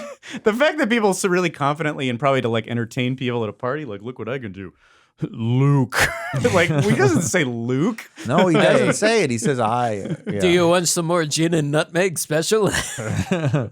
But yes, there's no M. It's well, I'm not a crook, but it's like I am not a crook. I mean, like, how many times did Rich Little say, I am not a crook at one of his sold out shows in Las Vegas? Still, I think. Still doing still it. the as with our episode, it's what he builds It's the to. opener and the closer for Rich Little, I think, at this point. Some bands open and close with their hit song, and Rich Little, I'm sure, does Nixon or Johnny. He does either Johnny Carson or Nixon first and What last. if Nixon hosted the Tonight Show? He absolutely does that. Nixon was Karnak. That's actually a little heady, maybe, for the for Yeah. his act. Too many things. And it's a little disrespectful because honestly, that's Johnny's show. So You know, he was the king. The king. Nobody ever did it better. We do the golf swing, and you know what? Everybody would watch it. It doesn't matter what walk of life you're from, what politics you are. People love. People like die mid talking about Johnny Carson all the time. They're just like they're in the middle of a sentence. do the listen. Okay, Wait. What? Go at it. no, I don't think I'm gonna. You probably have some funnier thought than I do. My thought isn't that funny. I just like. Do the listeners know? Like, do they watch enough? Like interviews with old men that have this reverence for Johnny Carson? Do they know even what we're talking about? Like, that's my question. Like, that's what you're questioning. I'm just wondering. In this episode. I'm just wondering. Once in a while, I step out of my body and I go, "Wait a minute here." People tuned in for Mickey Mouse, and they're like, "What is this Johnny Carson's been off the air for 40 years?" I think either you have to not have those moments, or you need to have them 70 times an episode. That's true. That's how it proceeds. Today I'm stepping away. I'm floating above myself. I'll give you credit. I think that is a valid question to I'm just wondering. I think at a certain point it just became so ubiquitous. If they may have heard it and just tuned it out. Yeah. It's just weird, like weird, wild stuff. CNN That's what it documentaries is. or Time Life compilation commercials or whatever. I was going to ask, in 20 years or 30 years, are people going to be like, oh man, the thing, you got to remember, when Corden said he was stepping away, I mean, the music stopped. The carpool karaoke was over. Everyone gasped when they heard there's not going to be another crosswalk dance-a-thon off. You know? Yeah, I think When the Foo Fighters, because remember, there was 7 of those guys. They all fit into one car. You couldn't believe it. and the spin-off shows when it would just be celebrities and they weren't singing their songs. Who could have thought of that? Wait, I mean, you got Quantico, and then you got Quantico in the field? Like, Ariana Grande and Seth MacFarlane together singing Little Shop? Get out of town. get out of town. Hold on. Wait a minute. They had Arrow, and then they had Supergirl, and then you're telling me there's these Legends of Tomorrow I gotta know now? And it really blew people away. And all these guys knew each other. The characters all knew each other, and that was revolutionary. Yeah. It's going to happen. I don't know what you were referencing with Seth MacFarlane and Ariana Grande. Well, I Scott. shouldn't have asked. But, Well, there is a spin-off, of course. Carpool Karaoke is not just limited to the James Corden show. It is also its own show on Apple TV, I believe. And one of the episodes, Seth MacFarlane is driving and Ariana Grande is sitting shotgun. And they sing like Suddenly Seymour. Yeah, and they sing it together. Wait, no spoilers. Well, they have the plant. There's like a Big reveal plant in in the season back seat, I 2. think. So Look, you're either going to sing Little Shop of Horrors, like the girl group does, or you're going to sing Suddenly Seymour. If you're talking Little Shop and you got to condense it to a show. I've been reading our interviews with Seth MacFarlane talking about the state of musicals these days, and I do wonder, Jason, if you concur with his feeling. He feels like we're really not in a good spot musical wise. He believes like Rodgers and Hammerstein, like that's the top of the level, and the songwriting is not there as far as the last couple decades of musicals. Yeah, I mean, I think, I don't know. there's some good ones. There's some bad ones. I did like watching the Tonys. I was kind of like, yeah, I don't know any. There's some stuff where it feels like there's musical, like, you know, the speed run, like quick, where you can just have someone go, something is going to happen. Like that's all you have to do. Sure. But he's saying the best stuff is still in the past, and we have to get back to more traditional songwriting. It certainly seems like the Broadway and the West End, like the way they book stuff, it is just like a lot of the same stuff comes up. Scott, do you have an opinion about this? I think it's interesting that Jason's just earnestly answering Seth MacFarlane's question through you. I'd love to get, you know, No, get Seth raises an back and interesting forth point. going. Yeah. Let's get Seth on to talk about it. And only that. Yep. Okay. Here's a Nixon thing I found out. Do you know what might have brought him to the Florida area? Actually, I don't. Why did this thing happen here and why did he go there? He was fresh from a vacation because he, much like Trump, had a Florida White House. He had a place where he went like 50 times during the presidency, and this was 3.5 hours south in Key Biscayne, Florida. Beachfront property. He got it really cheap from like mob hookups and Jimmy Hoffa affiliated people. And he was in a neighborhood of like other crooks, including he was really good friends. Like Nixon's Florida neighbor was a guy named Robert Abplanalp. One of the most complicated names I've ever seen. Robert Abplanalp, who was the inventor of aerosol spray can tops. Wow. And that made him enough money to be Nixon's neighbor in Florida. And in fact, this is 73. I'm not a crook. This would have been the beginning. I'm sorry. When the Watergate break-in became a story and leaked to the press, where was Nixon? As it broke, Nixon was on Robert Abplanalp's private island in the Bahamas called Walker's Cay.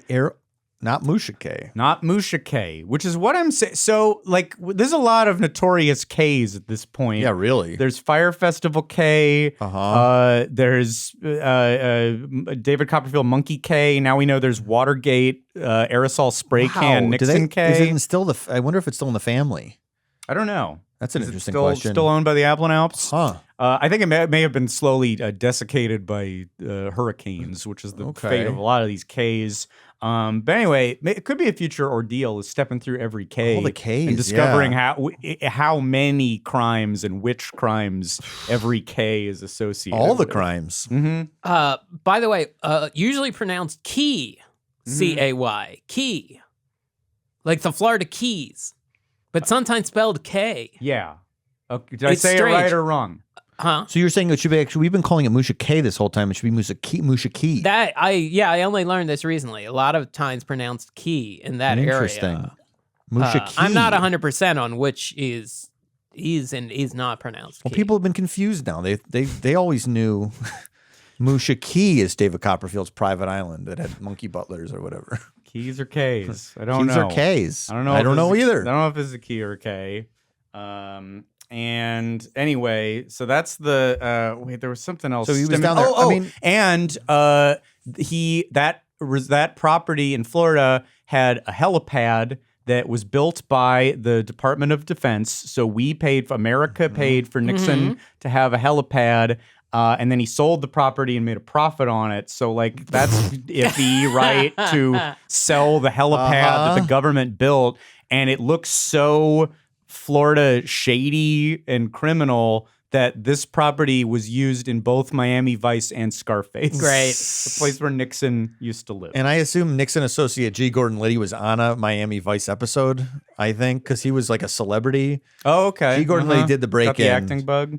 Yeah, and he, there's a, I was going to say great. I don't know if it's great, but there's a Conan O'Brien with Conan, Don Rickles, and G. Gordon Liddy. I don't know if you've ever seen that. No. But Gene Gordon Liddy was a crazy person that got put in prison for the break-in, but worth investigating for many reasons because he became a celebrity, had his own radio show. Al Franken always bragged about being friends with him. Alfred, you'd be like, I'm friends with G. We call him G. What? That's what we call him. I swear to God. He'd always talk about this when I was listening to the Al Franken show in college on Air America. The clues have always been there of your ability to stomach hours worth Oh, of yeah. I would listen to all of Air inane America rambling when it of was around. people you disagree with. Well, I always, the SNL connection with Al was a good line into like politics. A good like straight line into like, I guess I'll listen to Al talk about G. Gordon Liddy for an hour and a half in college. I guess I could have been doing better things with my time. But we've talked about before the G. Gordon Liddy calendar of women in bathing suits holding guns. We have on this show. I think we have. Jason, you know what I'm talking about. Yeah, we have talked about that. Yeah, I mean, nowadays those people are just congressmen. So yeah. people- No, it's not so. G. Gordon Liddy, who seemed like a sort of a freak show at the time, but now it's just everyone's like that. But anyway, I've lost the. G. Gordon Liddy was on Miami Vice and shows like that. I don't know that he was on that show specifically. Johnny Carson reference. Audience might be at G. Gordon Liddy. I'm back. I was much back G. in my Gordon brain. Liddy as possible. I was back in my brain. That's what I'm saying. now Keep I'm it that way. stepping out. Zip it up. Yeah, Just you're right. keep it. You're Don't right. even. You're right. You'll only freak yourself out. You're right. Yeah, if you look at the whole picture. Everyone's getting ready for this, for the plumbers, for that new Prestige miniseries coming up about Watergate. So Well, they're it's going to be out. talking about, is it out? The Julia Roberts one. No, that's Gaslit. Oh isn't yeah, it? yeah, but that's out Yeah. now. But that has that one guy playing G. Gordon Liddy. And, Okay. So there's Liddy in the air. You Liddy know? is back in the zeitgeist. We're getting our lids blown off. all The man know. passed away a few years ago at like 100. Yeah. Which is, of course, that guy got to live to 100. But yeah. Liddy is in the zeitgeist. He's around. I believe you. I Yeah. believe both of you. It's Liddy mania. There are a out there. lot of weird. It's so weird that people were like, yeah, he's a celebrity now. Isn't Yeah. it fun? Well, it was because look, Watergate was hot. Nixon made it hot with Yeah. great catchphrases like this. And there's one more observation I have about this, which is that if he was at the Contemporary, and I think he was in and out. I think he did that hour, got grilled, and then he left. Yeah. He did not use the Contemporary and its vacation kingdom amenities. But this was the first scenario of a president being very near his own robot in the Hall of very Presidents. good point. Right? Very Yeah. good The point. first sitting president when that was built. Right. And I don't think he went into the park, but Yeah. he was within a mile. He could have taken a 15-minute walk and been with his own Right. robot, which is something I wonder about all of the presidents. Do they ever think about what's up with their robot? Do they ever question. ask, can I go check out my robot? Or are they over it because they're the president? Of course there's a robot of me. Yeah. I mean, there was Reagan. What do we have? Reagan was in Epcot. There's footage of Reagan in Epcot, I believe. Nixon at Epcot too. Nixon at Epcot. Yeah, but Reagan gave a speech at the. And was Clinton at Epcot too? Clinton was at the Disney Institute for Okay. some reason. Carter, I looked this up, sitting presidents at Disney World. Carter and Obama both did speeches in front of the castle. But I don't know. So they were the closest. So I don't know if they ever took the stroll to You see would the think they robot. would want to get that photo. Disney would have always wanted to get that photo op with the robot and the president. Mm-hmm. But they still haven't done. I mean, now I get it why they're trying to like. They're not publicizing the Hall of Presidents anymore. Really, that's not like at the front of the pamphlets to go to Disney World, like it might have been in the past. Yeah, they're bringing the parasailers back. Yeah, the Parasailer is front and center. By the way, also you can go see Cheer or Boo, depending on what your preference is. I'm just saying, if there was a robot of me somewhere, I would I would go see there. it. I would be there every would day. Ham around with it. Yeah. You I would put be your there arm every around day. it. You do the photo with like, hey, Yeah. how you doing? And Yes. maybe if nobody's looking or if people are looking, you give a little kiss. Yes, I would kiss my robot. You would kiss your Yeah. robot every day. How Yes. often would you kiss your I'd robot? probably twice a day. Twice a day. You're up in the stakes. I mean, I'd ask the Imagineer to make sure that it wasn't going to like the oil wouldn't get on me or it wouldn't spark. I would like to think that they don't have a bunch of oil at the ready at their lips. to Yeah, just but don't you think the ooze oil's out. leaking in the pores of the rubber, of the face skin rubber? Could be. It would be an exciting day if you were watching the Hall of Presidents and then and then James Polk started just black liquid? biling like as Penguin, if yeah. he had like an alien about to Batman burst through his Returns. chest. Penguin. Oh yes, Yeah. Penguin. Because you would think, because it has to be lubricated because the rubber on the face is moving so much. There has to be some level of lubrication, I would think, inside. But we don't know if it's black or if it's clear. We don't know if it could be clear. We don't know how the presidents are lubricated. That's true. I would guess it's probably clear. That would make sense. I would think, because if it starts exploding, It should be red. I mean, sure. because if something goes wrong, at least you got an interesting show. Are there less fluids now with the electronic ones that aren't hydraulic? Because they're not hydraulic anymore, the newer ones. That's a good question. I mean, you still have to. I don't know, by the way, anything I'm talking about. You still have to get big pieces of rubber that get moved, like changed out because they get worn out. Mm-hmm. So they still have to move. So I don't know, maybe not. I'm not sure. Send the face to the flea market. We're done with this one. I told you when I went to D23, like in 2017, they showed, like in the Imagineering section, there was this giant mater mouth from the Cars ride. Oh. Just the rubber from his mouth that moves. That has to be like changed every couple months or something because it gets worn out. And it was crazy. And it was like, oh yeah, everyone's face has to be replaced. Everyone has to have new rubber faces, I think. If they do want to get rid of the Hall of Presidents, just go all out and pump tons of red hydraulic fluid. Like, don't say that it's going to happen, but just go out with a viral event. Kill the presidents off is what you're saying in a blaze of glory instead of just quietly shutting it down, which is what I think will happen eventually. Reservoir Dogs just blow out. They all die, like weaken their knees. Program them all to just collapse. Give us a show. And red pours out of them. And then program like screams. Get accurate. I'll do it. I'll give you as many. Like, what do you think Franklin Pierce would have screamed like? Well, I'll try to do 46 different screams. And then some just kid like lighting off fireworks in there. Like some kid gets some Florida fireworks and he's just in the background lighting them off while this whole spectacle is going down. And then that'll be the big deal. You could sell it as a ticketed event, the final Hall of Presidents. Yeah. And then build Jason's Sleepy Hollow ride that he keeps talking about. That's a 5-timers at this point, even though it was a real blue sky. Yeah.